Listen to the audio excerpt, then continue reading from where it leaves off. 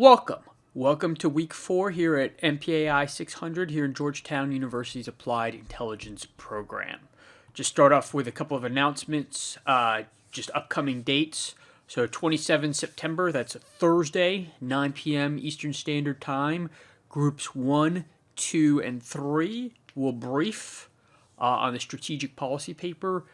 You will not be doing a paper that week, but you will be doing a group briefing. The briefing will be expected to be about 20 to 25 minutes, which leaves us about 5 to 10 minutes for questions and commentary. So required for if you're briefing during that session, but optional for everyone else. And we'll send out a Zoom link that week. And then 30 September, again, if you're not briefing, you're doing the paper. And obviously in this paper, or in this section, groups 4, 5, and 6 will be doing the paper. So I want you to, when you acknowledge this, that you know again that if you're writing a paper that's due the 30th, or you're doing a presentation on the 27th. And I know this gets really basic, and I don't mean to sound like I'm in nursery school or anything like that, but again, every semester I get people who don't know if they're doing the paper, who don't know if they're doing the presentation. There seems to be confusion about this. I thought I was clear, but apparently I wasn't. So I want to make sure that everyone knows what week they're doing the paper and what week they're doing the presentation. It's just 2 upcoming dates. So paper 1 overview, collection strategy. I think everyone did get their collection strategies. First, let me just state that I grade I should have said this earlier, I grade harsher on the collection strategies and on the papers than I do for the discussion boards. The average, again, I'm looking at an A-, or 90, 89, 88 grade. And I know full well I grade harsher, knowing that you get full credit for the current events and for the discussion boards, which tends to bring your grade upwards. So just keep that in mind. If you didn't get 100, no one got 100. That explains why. And I also say, again, sometimes my comments might not get translated over email or over the comment section in a way that I intended, and I don't want to demean anybody, or I hope no one felt demeaned through my comments or anything. I think I owe you critical feedback on all your products, or at least on your current events and your discussion boards and your papers. And I owe you where I think there was fault in your analysis.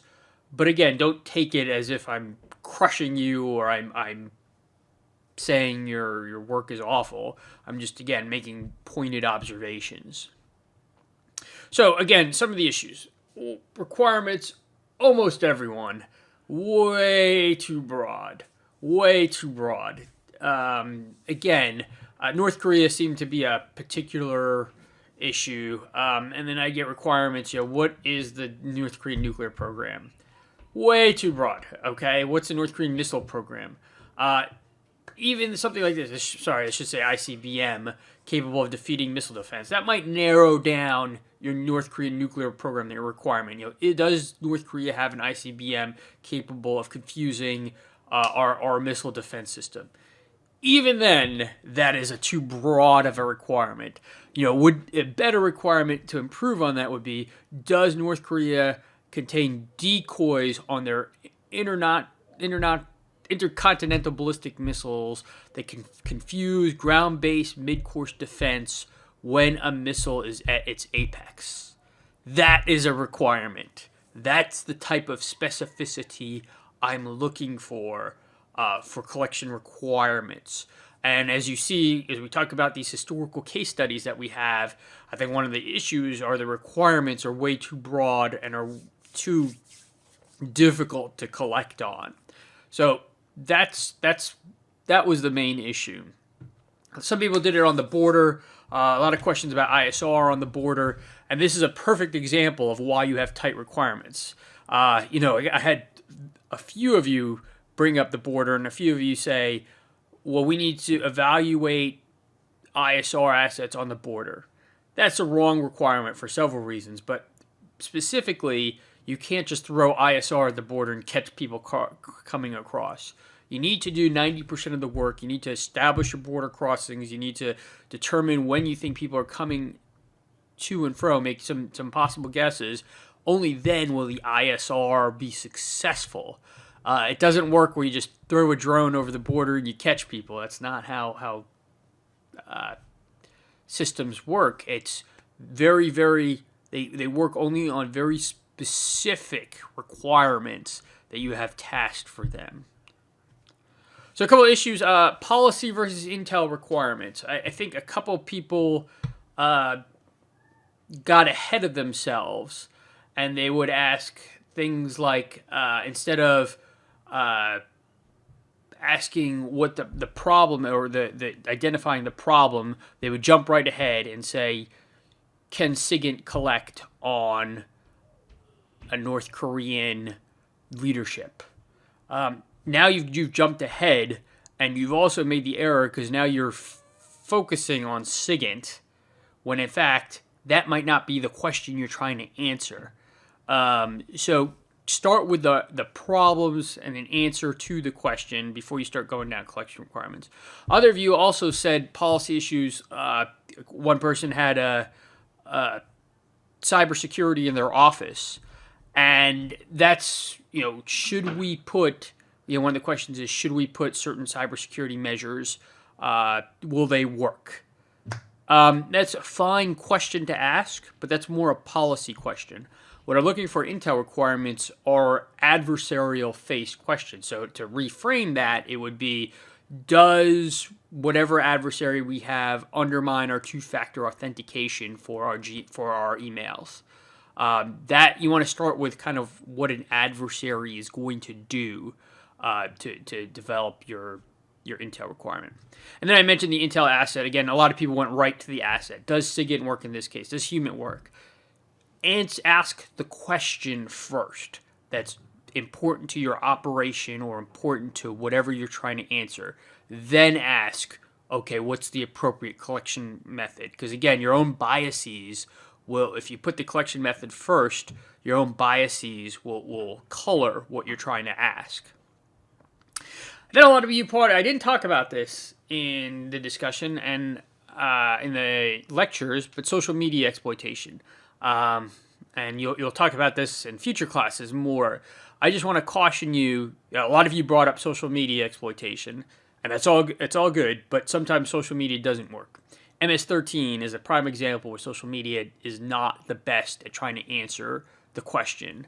North Korea, obviously, because there's very little connectivity there, is another social media black hole. Russian influence operations in Eastern Europe, that might be better social media exploitation. ISIS recruitment methods, those are the types of issues that social media is more effective at. So again, just like any of the other ISR assets or collection disciplines, certain ones work in certain situations and others don't. So keep that in mind. It's good everyone, or a good portion of you brought that, but again, it's not a panacea for everything. So moving on from the collection requirements, reviewing week 3. So the Pearl Harbor case study. I think everyone, I'm not going to go into what happened at Pearl Harbor. Everyone brought up this. And I think a good way to look at it is the Dahl, how he breaks down the review of the Pearl Harbor intelligence failure and how applicable are these schools at looking at other intelligence failures, whether it be Iraq, WMD, 9/11, even the Russian interference with the U.S. election. So the schools of thought, again, the traditional school is there's too much information and the analysts didn't connect the dots. And that's a cliche at this point, but that's what people have said about 9/11. That's what Wohlstetter argued about Pearl Harbor, that there was just too much information overload, and there was an inability to make sense of the data. I don't agree. I think Dahl does a good analysis of poking holes in that theory. But again, feel free to bring that school of thought when we talk about the other case studies.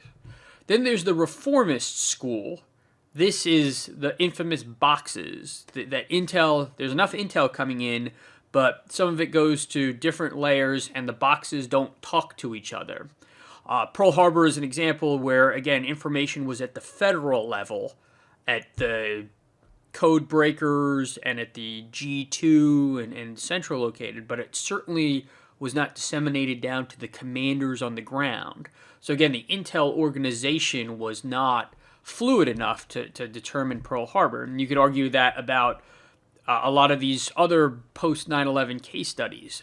The Boston Marathon bombers, certainly there was information at the federal level that wasn't disseminated down to Boston Fusion Center or Boston Police Department. And that's the reformist school, is that there's multiple levels of intelligence bureaucracy and the information doesn't come through them. Then there's the contrarian school where collection is the failures, that there's the analysts did well, but it's the people who made initial information collection, the signals intelligence, the human intelligence was poorly equipped. You saw this in the Yom Kippur War, where again there was an over-reliance on human, and the human didn't collect the information in a timely and relevant manner, and that led to one of the reasons for the Yom Kippur intel failure. In Pearl Harbor, the collectors didn't collect the information on Japan's carrier force. Their key asset was not focused enough collection on. So that's the contrarian school. And I'm bringing this up because I want you to think about, okay, where in the intel cycle whether it was this failure or Yom Kippur War or the failures we'll talk about in the future, where did the breakdown occur? Now, Dahl has his theory that the breakdown occurred not in any of these schools, but at the interface between the intelligence analysts and the policymakers who make the decision. He argues that the information, the intelligence, wasn't specific enough and wasn't clear enough for the military leaders to be receptive to that analysis. He contrasts this with the Battle of Midway, where there was enough information and they were able to make more appropriate decisions. So Dahl focuses again on that interface between intel and policy.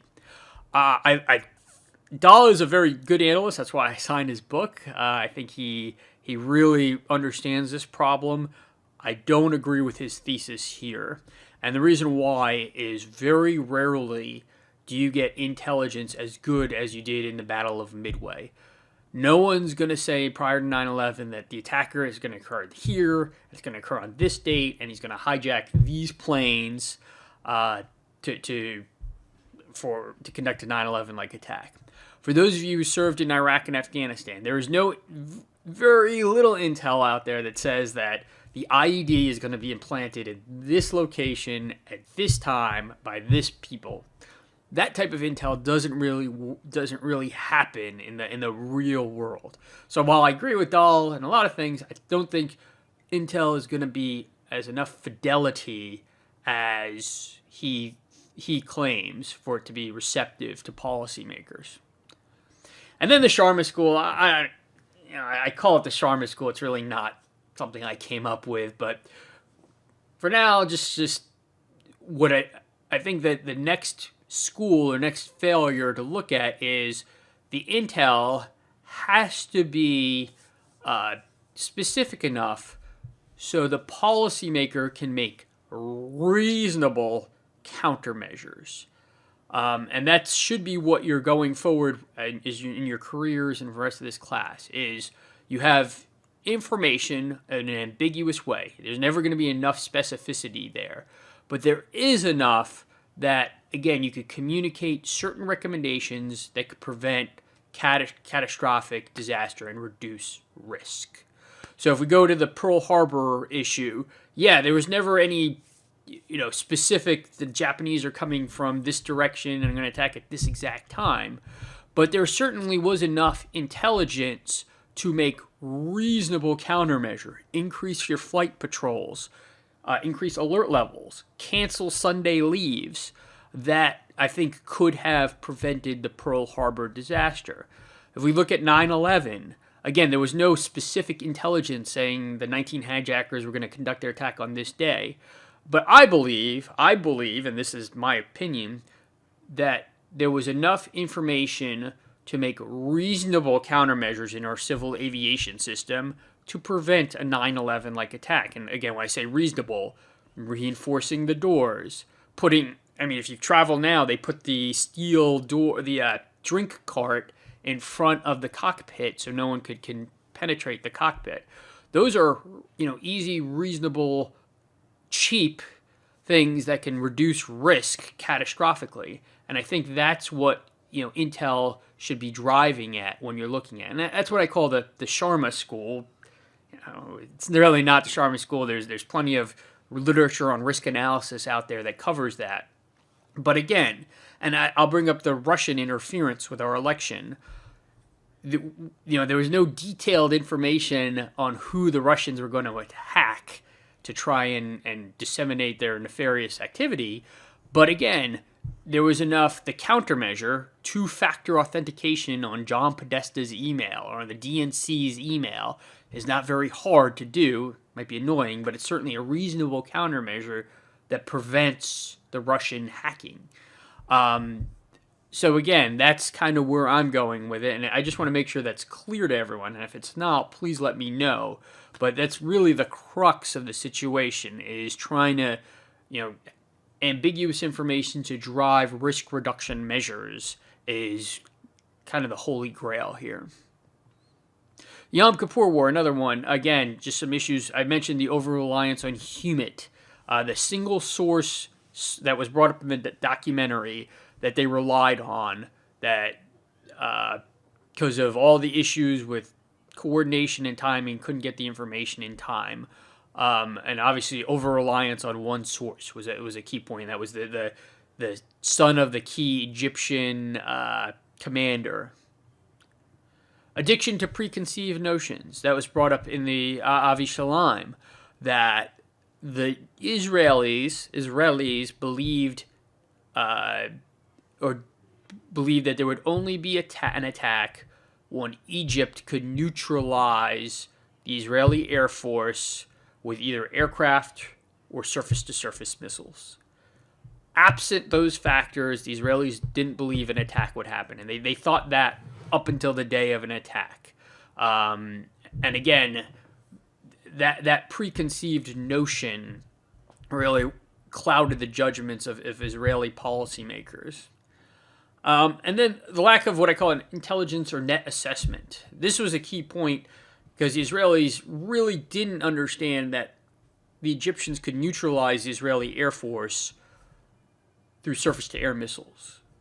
The Israelis didn't realize the Egyptians would use anti-tank missiles to neutralize the Israeli advantage in tanks and armor.